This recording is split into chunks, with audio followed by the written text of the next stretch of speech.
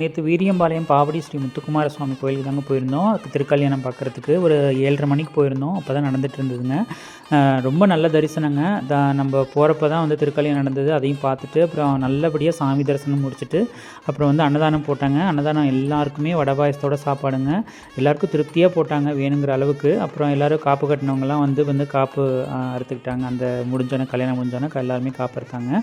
அதுக்கப்புறம் வந்து பார்த்திங்கன்னா நம்ம வந்து நேராக சாமி தரிசனம் முடிச்சுட்டு சாப்பிட்டுட்டு நேராக வீட்டுக்கு வந்தோம். இந்த 6 நாளுமே வந்து ரொம்ப கடுமையான விரதம் இருந்து எல்லாருக்குமே வந்து இந்த அவங்களோட குறைகளை முருகன்கிட்ட சொல்லி எல்லோரும் வேண்டியிருப்பீங்க. எல்லாருக்குமே நல்லபடியாக இந்த கந்த சஷ்டியில் வந்து எல்லாருக்கும் நிறைவேறணும்னு நான் மனதார வேண்டிக்கிறேங்க. அடுத்த வருஷத்துலேருந்து இந்த கந்த சஷ்டியை வந்து நல்லபடியாக நம்ம அனுசரிக்கணும்.